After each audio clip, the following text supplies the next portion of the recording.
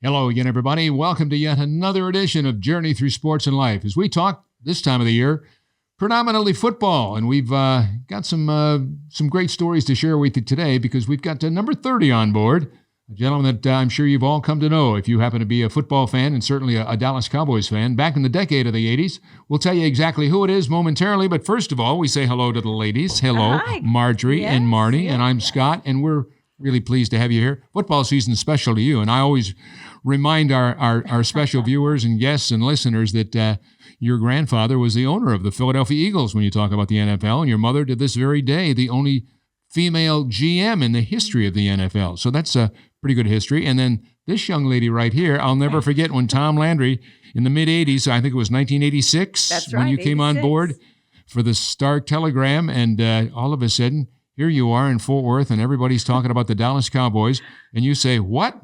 And everybody goes, my gosh, there's a woman in the locker room. Who is this? Before women were on the sidelines and up in the booth and every place in the world of sports, you were there as the trendsetter of it all. Oh, gosh. Do you remember those days? Yeah, when you were the remember only them one? Very well. Not one of Yes. many? That's right. Oh, no, boy, that was it doesn't something. seem like that long ago to me anyway. It really doesn't. Mm-hmm. You realize in a couple of years it's going to be 4 decades? No, I don't course you realize, would, and I don't but- want to realize. But let's tell the world you were in second grade when you started. well, So, that's yeah, true. yeah, That's yeah, true. yeah. I was a child prodigy. Do a little spin job here on that, huh? Thank you. And then our special guest down there, you remember this guy? I Talk about the remember him 80s. well, He that's came to the right. Cowboys in 1980, was there to 1989. Sixth round draft pick. We're talking about number 30, fullback That's Timmy right. Newsome. Thank you. Hello, my friend. How are you? I'm doing fine. Well, there's a backstory to Marjorie. Uh-oh. Coach Landry Jump on gave board about and a go for it. 30-minute speech on whether or not women should be admitted. Of course, he was opposed to it, but he says, things change, and I'm going to have to accept the change. And he was very good to me. Yeah. Yes, he Oh, was. Coach Landry was something special, wasn't he? Oh, yes. Well, as long as we're talking about legacies and just incredible people that you met along the way, and we'll certainly do that during the course of the next hour. But how about it? When I say Tom Landry, what comes to mind for you? Integrity, discipline, a certain fluidity about his method of coaching. Mm-hmm. That's the best way to describe him. I haven't seen a Tom Landry since. Have you?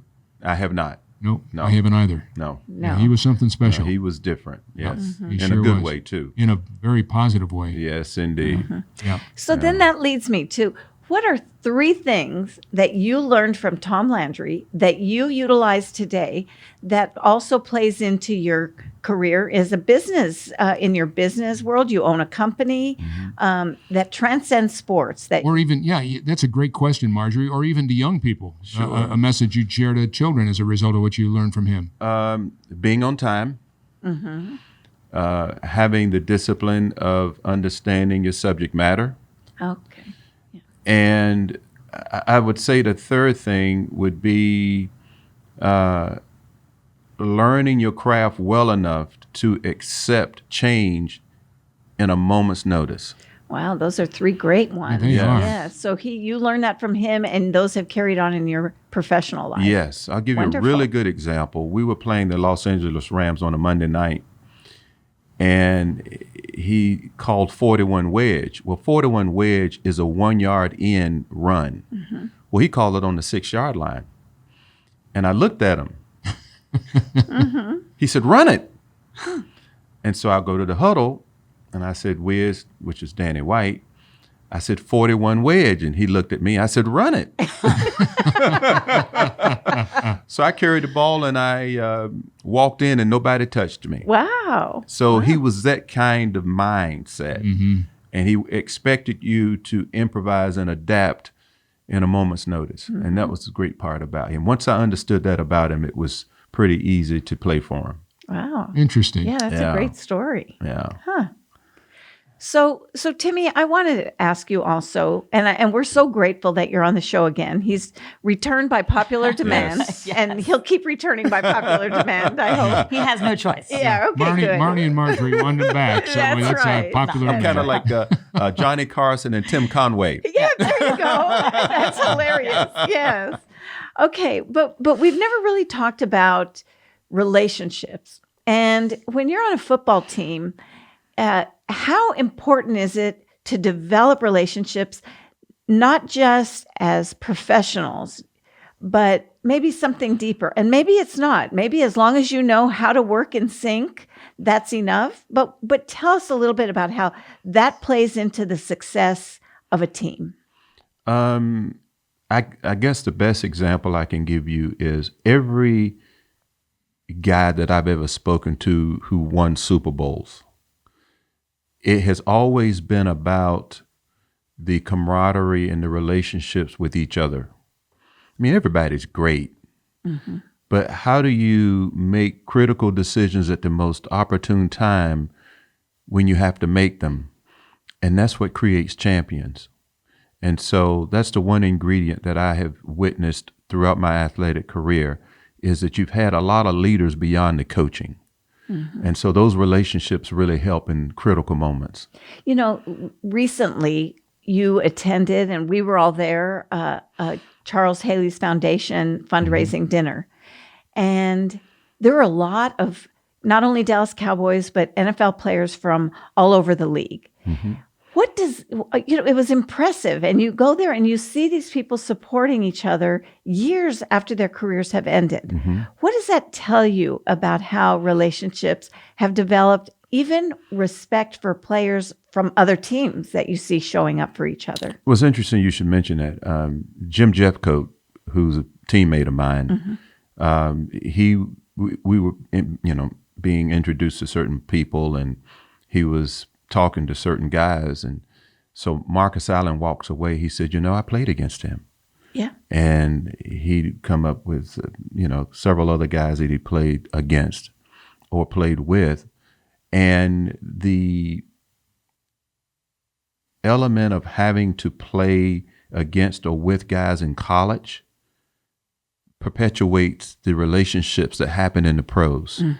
So you get to know people even before you get to professional football in a way, because you go to the banquets, you play guys on the certain teams, or there's a certain All-American teams. All of those guys are all-stars before they got to professional football. That's true. Yeah. And so you go to the banquets and you do the things that you do because you have a certain level of greatness.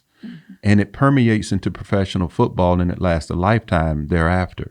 God, that's wonderful. That really says a lot, because, when you're playing and people are watching and it's happening at that moment, everybody just thinks they can't stand each other. I just want to knock your brains out. And, well, it's that too. Well, of course, but they think that's how it is only. Yes. And even though once you step on the field, it's different, you don't always realize how different it is when you step off the field. Exactly. The thing that I do find fascinating is that we can be that way for 3 hours and then another way after it's all over. Yes, that's what I mean. Yes, very seldom have I ever saw someone who carried the toughness and the meanness off the field when it was over. You just forget about it. And then, guys fight in practice all the time when I played. And when we get to the locker room, it's not something that we carry into the locker room. Rarely have I ever seen that happen. So there is a certain brotherhood there, and it's certain you're in a battle. And once the battle's over, it's over. It's time to move on. And then I have one more, and then Marnie, I'm sure you've got a list of questions, but and I'm over here. Well, Scott too. Scott too. But Scott already has started the show. Marnie hasn't. Yeah, okay. I start the show, but I don't get a chance to ask any questions. Thank you for starting the show. We'll move to this side of the table the rest of the way. We've got it. At the end of the hour, I want you to time how many questions and how much she has. I know. Well, Timmy knows. He's already seen me in action here with. But how much more difficult is it to produce for a leader that you don't admire or you don't respect or something along those lines? It doesn't happen. You can forget it. If you don't respect that leader, whether it's a coach, an assistant coach, or even in some cases a quarterback, if you don't respect that person, it's very difficult to follow a person that you just don't respect, to be quite honest with you. And probably in any industry. In any industry. That's exactly right. Whether what they tell you is right or not.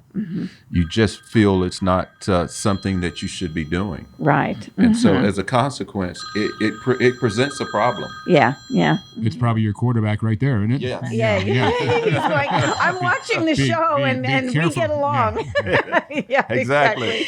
Okay. Well, thank you, Timmy. He's telling you just to run it. That's right. Run it, Timmy. the wedge. Run it. Here, we Yeah. got the. That's right. Adapt and run it. That's right. All right. So then going back to that, and of course, Scott, I'm going to turn this right over to you after this.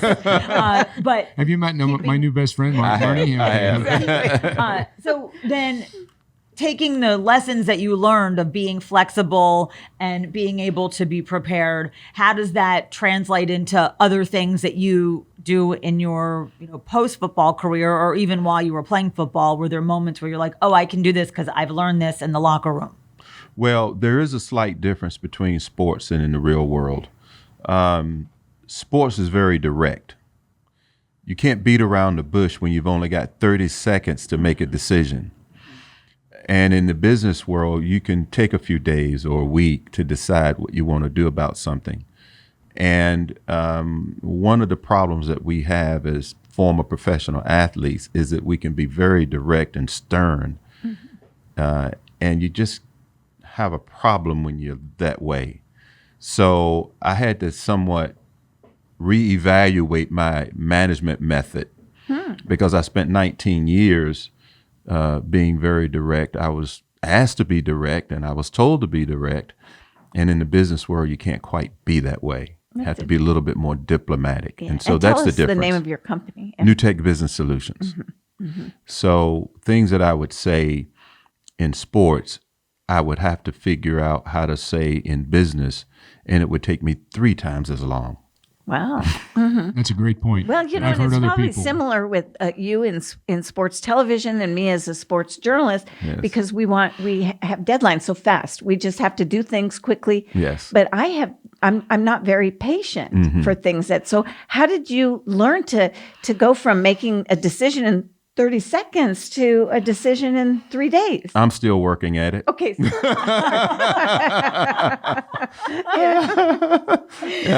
Right. She would have asked that Yeah, question. she was going to. Yeah. Scott's going to be very direct right now. I can see it.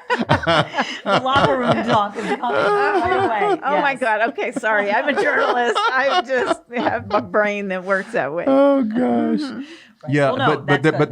there is a part of the National Football League that talks about that when we go to counseling, and they talk about that black and white mentality versus the gray mentality once you get out of it, and so some players struggle with it more than others.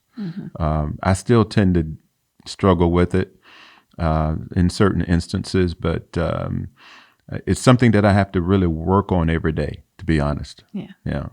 With all that you've just shared with us, how is the NFL different today, here in the 2020s, versus what it was like in the 1980s, 40 years ago when you were playing? You talk about the relationships that you had with a Coach Landry, Right. or with a quarterback, and even Marjorie talking about the event that Charles Haley had recently.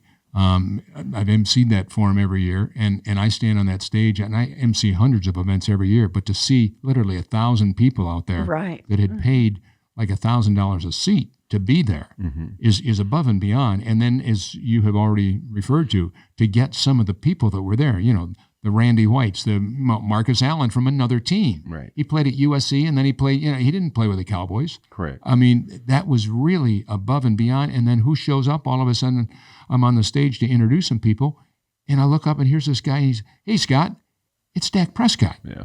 Just 24 hours earlier, he had been leading the Cowboys to a win in their opener for the season. So what the devil is he doing there? He never played with Charles Haley's a Hall of Famer, but had no relationship outside of, I played for the Cowboys and you're not a Cowboys quarterback. Well, it's a whole different scenario now than what it might have been. Well, I think you mentioned the person's name, Charles Haley. Right. That was the driving force of getting everybody together. Okay. He's a very unique person. Mm-hmm. It's chronicled that he has a certain form of mental illness. But beyond that, he has taken that and parlayed it into a skill set in football that has been unequal in the National Football League. To win 5 Super Bowls with 2 different teams, to be in the Ring of Honor for 2 different teams, and to be in the Pro Football Hall of Fame. That's a lot of stature that comes with that. And so when he picks up that phone and says, he doesn't ask that question. He will say, you are coming to this event and here's the date. And guys say, okay. Great. Because of his greatness. And I think that has a whole lot to do with what happened at that event last night. Well put. Totally agree. Totally agree.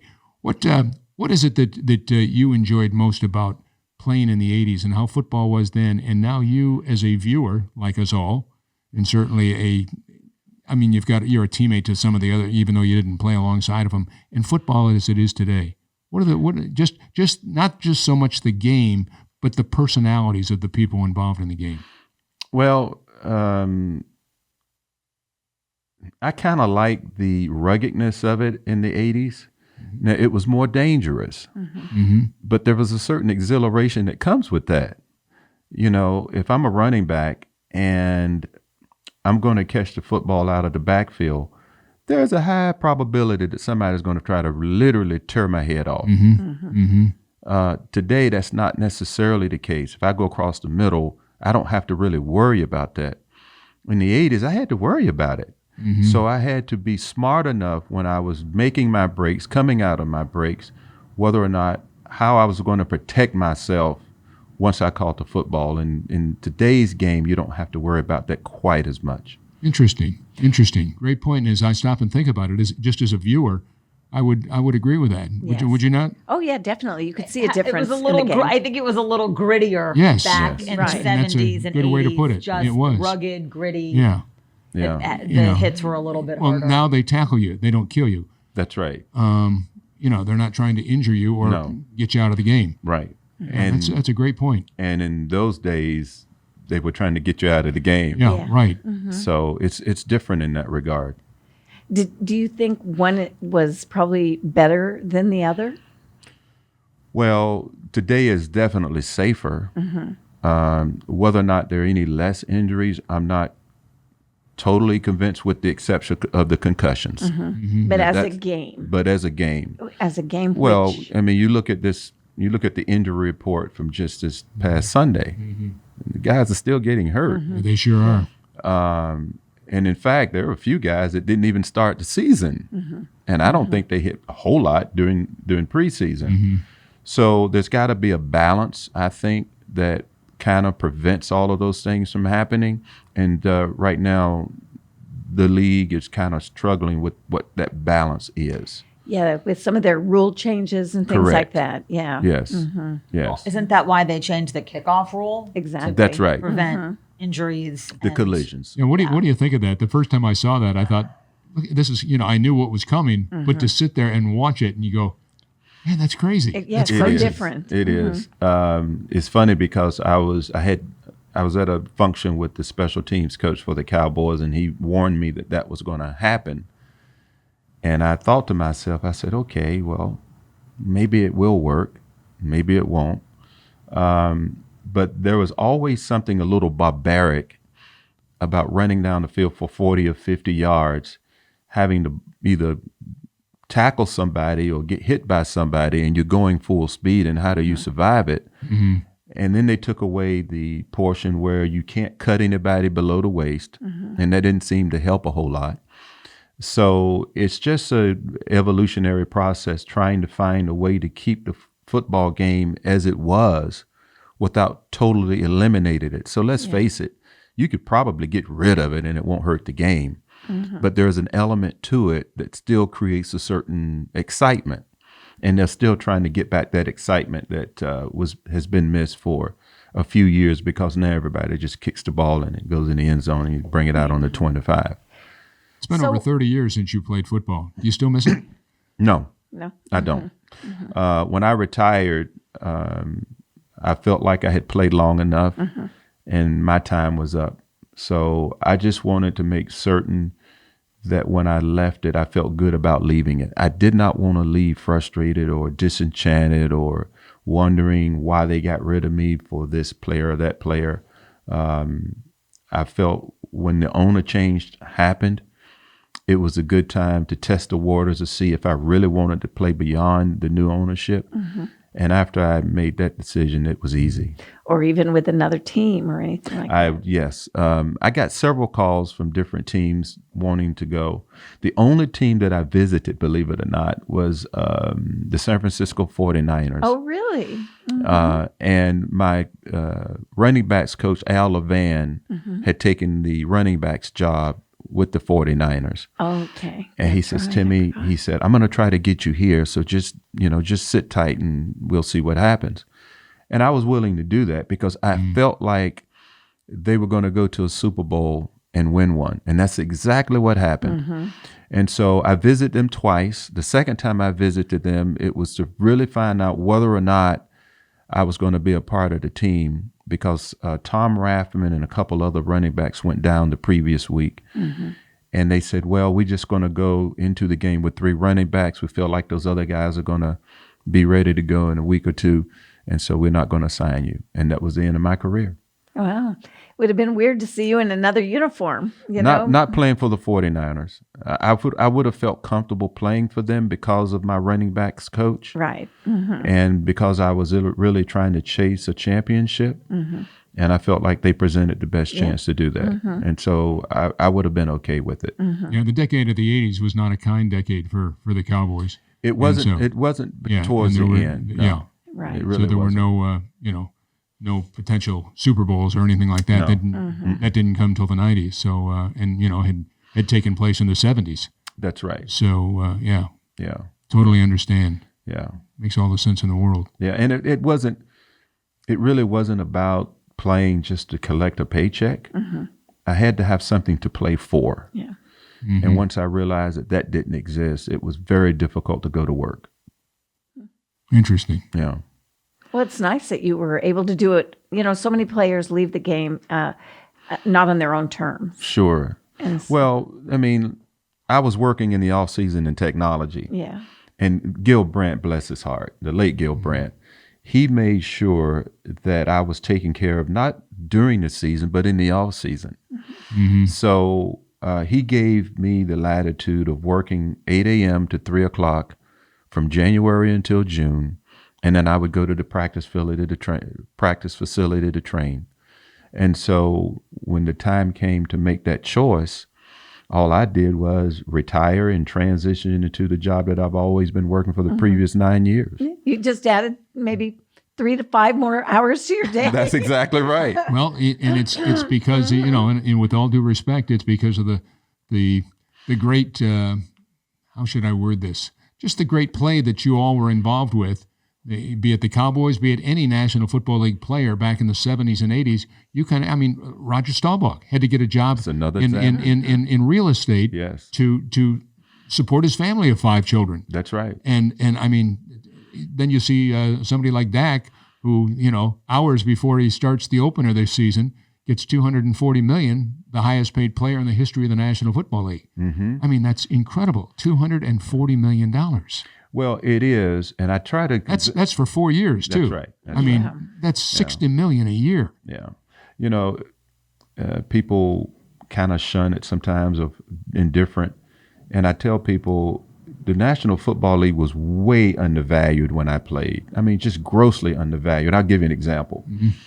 They would give us tickets. We would buy tickets to, home games, and it was $15 for tickets wherever you sat in Texas Stadium. $15. I would walk to a game, and there were scalpers all over the place wanting to buy my tickets, and they were willing to pay me far more than the face value. Yeah. So, and there was a rule: you can't scalp them. You had to, I paid $15 a piece for them. I'll give them to you for $15 a piece, and they'd mark it up really, really high. So the game itself, the owners at that time, they didn't think football should have that business kind of mentality. And the players felt like, well, you should have that business kind of mentality. Right. And so there was a conflict between the two. And Jerry Jones, to his credit, once he became a part of an NFL franchise, realized that discrepancy and decided that the system was broken and it needed to be fixed. And the result is what you see today. In order for Dak to make that kind of money, obviously the dollars are there. Yeah. And so I have no problem with it. And I think it's healthy to see guys who put so much on the line every Sunday get justly rewarded for the things that they have to endure throughout the week. Well, Dak's salary is more than twice what Jerry paid for the team. Yeah, well, I mean, that's just incredible when you think about that. Well, you know what Jerry paid for the team? Well, what are you saying? I mean, it was like 125 million. Yeah, 150 million. Yeah. 150 million. I'm blow my horn here. I broke the story. Right. That's right. February 23rd, 1989. Yep. And I had to call Tex Schramm and Tom Landry about 2 minutes to 10 before I went on the air because I was going to be on right at the top of the newscast. And I got a busy signal back in the day of the busy signal. And Tom Landry, I thought, oh my gosh, don't do this, God.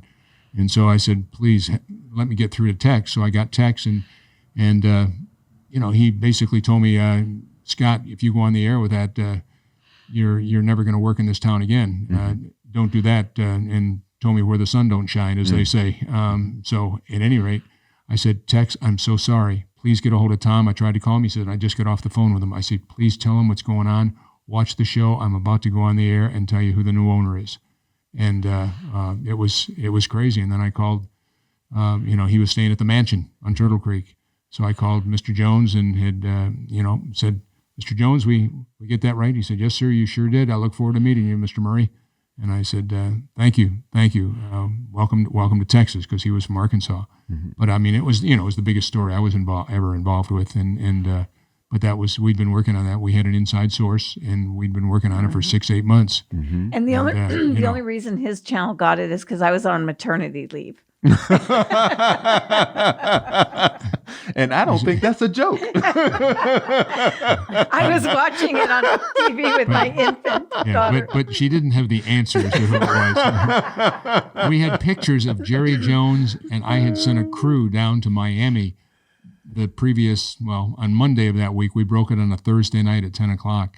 On Monday of that week, we had video of Jerry and Jimmy in Jimmy's driveway talking down in Miami. And of course, they knew each other because they both played on the 1964 National Championship team with the Arkansas Razorbacks. Yeah. So they knew each other, but Jerry had gone through some bankruptcy. And here he had to borrow some of that 150 million that he bought the team with. So and now the team is worth 10 billion, and it's the richest sports franchise of any sport. I wish I on had the planet, invested $1 on the planet. Yeah, it's crazy. It's crazy. Companies or people. Crazy. Well, they're do going that. to that, the equity holding. Which I think Isn't that changes- something? Yes. I think it changes it. The whole dynamics of it has changed. Because it is the thing is, what I do like about the NFL is that it is still seemingly in some ways a family business where it's a business and you get to know the people that you're working with and working for and so forth. But now it's a little bit different. But that kind of leads into the question of, I think the Jones family has done a great job with their retired players and bringing everybody in for games and celebrating that. They probably are the best in the business at doing that. So what are your game day experiences like, Timmy, now? Well, to your point, they have done an extraordinary job of ensuring that guys who played during that period are engaged within the organization. And that's a good thing. It helps us to stay connected to one another and to stay connected to the game and feel a part of the game. And so their method of allowing us to do that has just been extraordinary.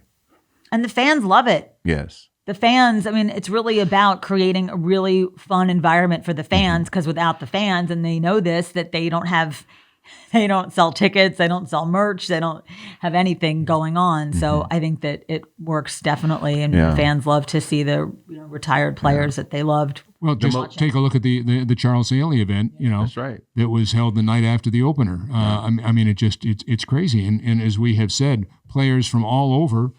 We mentioned Marcus Allen, one of only 10 players in the history of football to win a Heisman Trophy and then go on to the Pro Football Hall of Fame.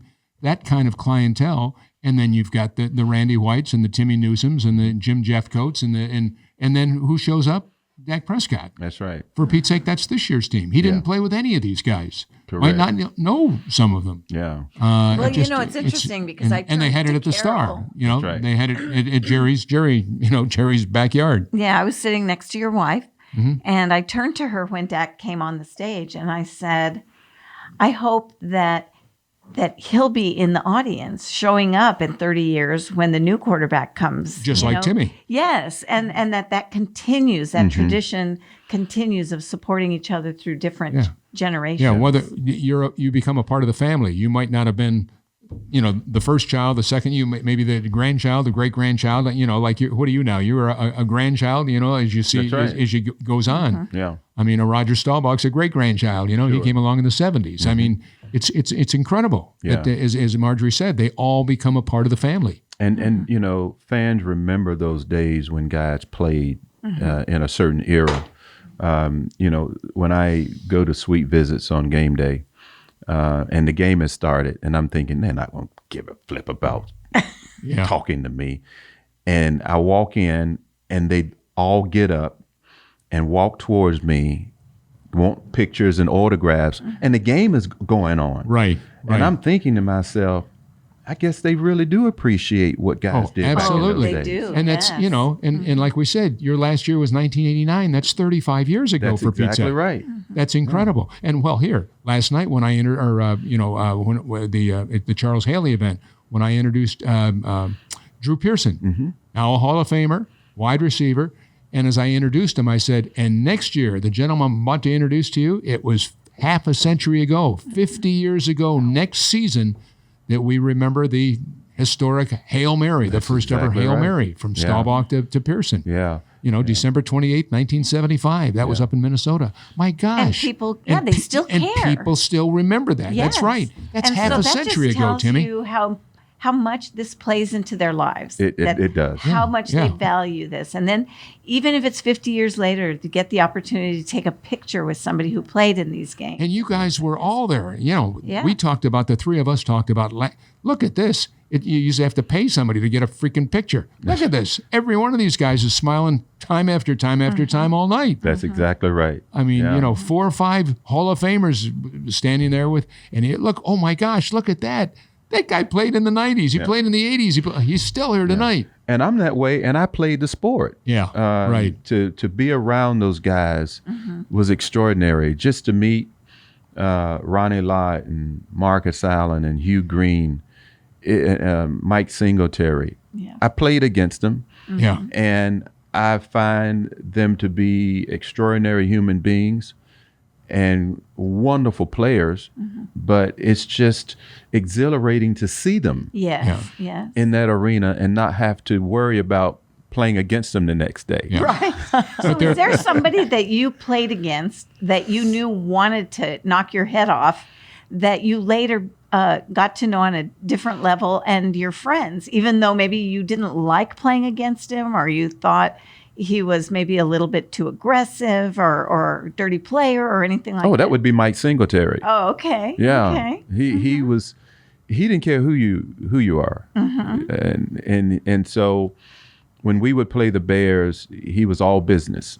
He didn't laugh, he didn't joke. There was nothing about him that was out of the ordinary. It was just business to him. And that was the way he approached it. So to see him last night in just a casual setting is just extraordinary. Totally different. Oh, yes. Yeah. Oh, yes. Kind, generous, gracious.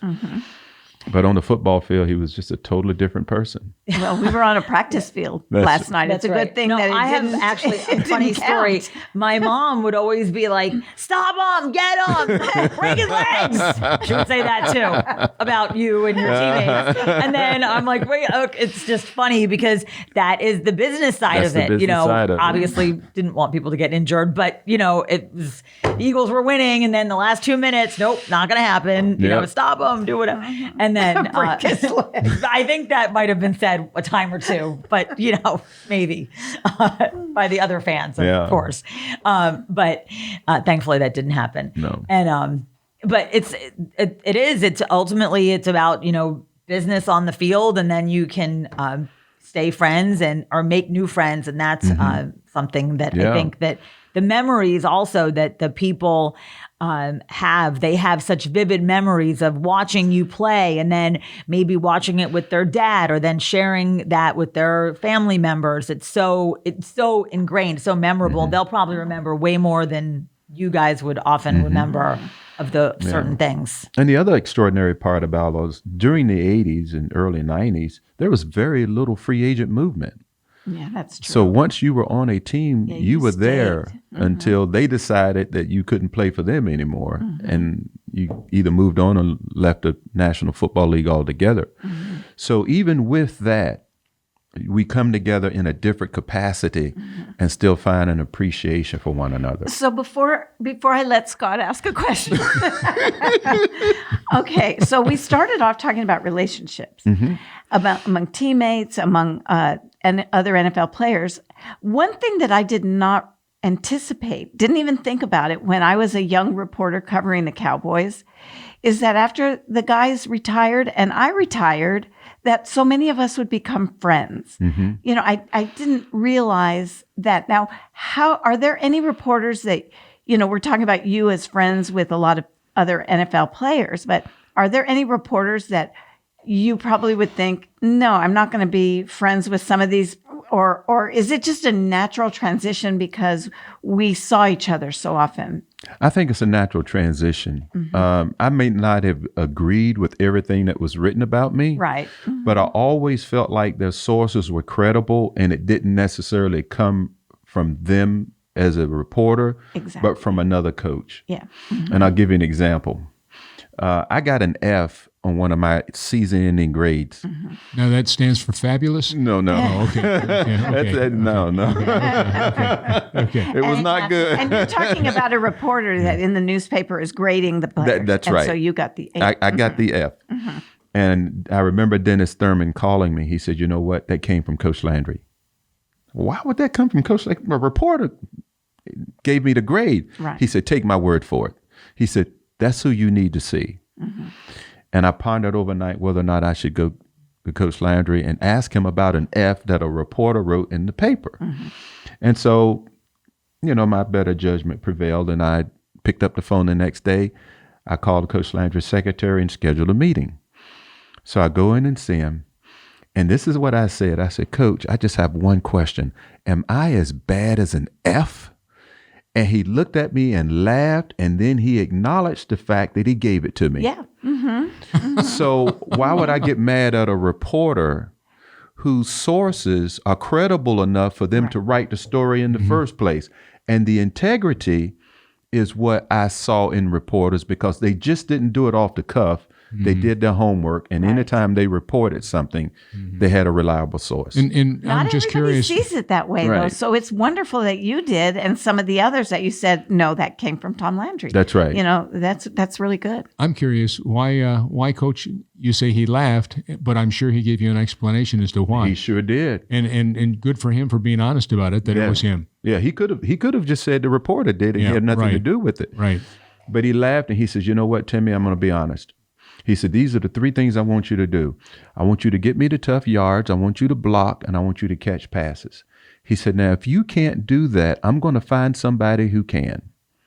Wow. Interesting. And that was his answer. And did that change for you You better the next believe it. season? Yes. You took it to He another level? wouldn't have been there Yes. for 10 years if Exactly. it hadn't. It saved my career. Wow. Isn't that literally- interesting? It saved my career. And thank you, Dennis Thurman, for Yeah. telling you to go see That's Coach. right. I know. A lot of guys would have looked at it negatively, and it would have stayed with them, wondering where it came from. Right. So two things happened. Dennis told you where it came from. That's right. And you followed through by asking, what do I fo- need to do to make sure that I don't get this in? That's exactly right. Yeah. So going forward, anytime there was an article or some rumblings about my performance, he was the person I went to every single time. And he would always confirm the fact that he was the person that said it. Yeah. Right. Yeah. And that's interesting because you called his secretary and he knew. So he knew when you were coming in there. He didn't duck or dodge you. No. He was like, "All right, we're going to accomplish this together." And Well, this yeah, is, that was Coach Landa. He was honest. That's and, right. And he had no problem being direct with you about that. Maybe he thought he was being direct prior to that interview, and it wasn't being. It didn't translate, but this was definitely his way of making sure that you knew the message. Exactly. And he would always tell us, he said, if you ever want to know something or what's going on around here, you can come see me. I remember it was at Texas Stadium, and you are going from left to right, and you're at about the 30-yard line, and there is nobody near you, and you're on the far sideline. The cameras are over here, and they're going like this, and you take it in for a score. You remember that? Yes. Yeah. I don't know I what knew game. you'd know that one. I knew, yeah. I don't- but I saw that on a video the other day. I don't know where it was or what was it. But I said, "Oh my gosh, number 30, that's Timmy!" And oh boy, you were gone. You took it in for 6, and nobody was near you. Yeah. So you talk about learning to catch a pass and taking it home for 6. Yeah. That's exactly Hello. right. Yeah. Yeah. So can you still, excuse me, can you still see in your mind as plays unfold? Like, can you still see, and this is like so tiny, small scale, I shouldn't even say it, but when I was playing flag football in college, I remember the first time I took a pitch, and I went through and I saw everything opening, and my eyes, I just got huge, thinking, oh my gosh, this is how they do their jobs. It was the first time I had that play, I'd run that play. And I'll never forget it. And of course, I'm not very fast, so it closed up by the time I got there. But I remember seeing it. Do you remember seeing things as they were executed in that moment, and you knew that you were going to be able to get a big gain, or you were going to, something was going to happen on that play as you see it almost in your mind in slow motion unfold? Sometimes yes, sometimes no. And I'll give you an example. If I'm running a play between the tackles, everything is so instinctive and fast that I just react to what I see. When I catch a pass, it's different because now I'm out in space, and I know if I catch it, if I break one tackle, I could probably score. And so that is a little bit more predictable than running between the tackles. And can you see one in your head that you could tell us about when you knew as you caught it? You're seeing the defender, you're thinking what you have to do, and you know in that moment that you catch it that you're going to score. Yes. And what was that was against Tampa Bay. There was like 52 seconds left to go in the game, and I catch a 5-yard out. And what yard line are you? Where are you? About on our 48-yard line. And so I catch the 5-yard out. The guy who was covering me tried to intercept the ball and missed it. The next guy, Doug Donnelly, blocked. He didn't have to do much. He just got in front of him, and I ran past him. The safety was coming over to supposedly just knock me out of bounds because it's only 52 seconds left on the clock. We're down by 7. Oh, okay. And so I knew if he makes the mistake of trying to cut my legs out from under me, I was going to jump over him and keep going.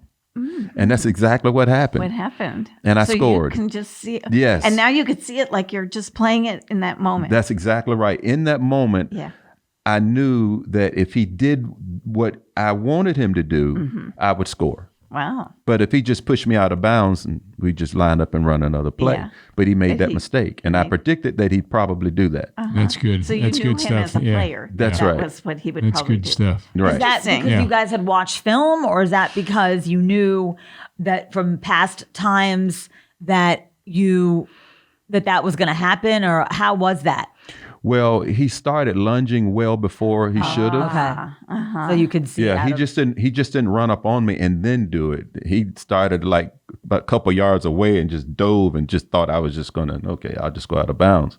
So I had a chance to kind of feel that that's what he was going to do. So you could prepare for I that. could prepare for it. We've been talking about family. I've got 2 quick questions here. We're heading down the home stretch. What about your history in the NFL? What do you cherish most about the time you spent with the Cowboys? What was special to you, and maybe what your legacy will be someday, or what you'd want it to be, Timmy? From the time I got to Dallas, and when I saw Tony Dorsett and Danny White, and Randy White, Drew Pearson, I thought to myself, I've arrived in a place that I never thought I would be. And I was going to experience the joy of getting to know guys that I saw on TV every Sunday. And not on the football field, but doing other things other than football. And that has carried, I have to say that has been with me ever since I landed in Dallas in 1980. Is that relationship off the field, and to this day we still get together and have dinner and meet and talk. We get together at Tony Hill's home and have conversations about football and tell a whole lot of lies about what we used to be and how we used to be. And that's great. It is hilarious. Oh gosh, I would love to be a fly on the wall. What's the biggest lie? Tell us one. This is only an hour show. We'll have to have you back on the show pretty soon to find out that biggest lie. That's right. That's right. Very quickly in the Cowboys, we talked about Charles Haley's event. Dak Prescott shows up, and it just in the first game they had of the season, that defense looked pretty strong too.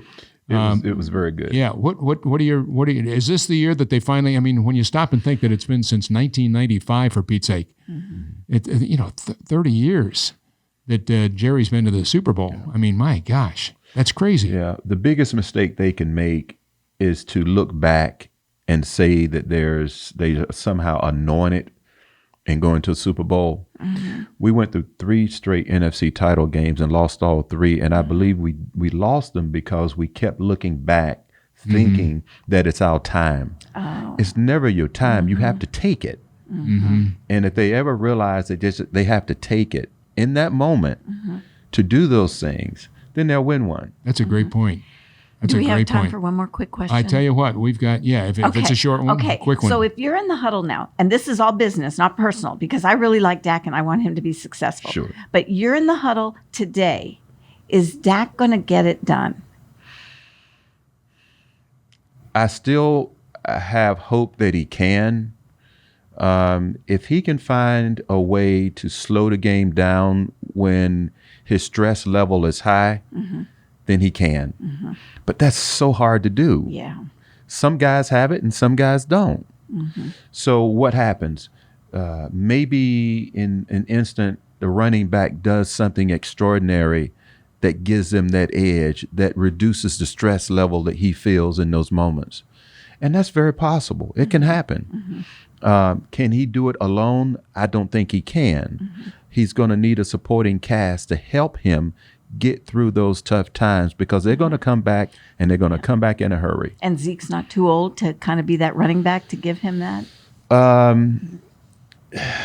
That's a really good question. All Right. business. Yeah, that's a really good question.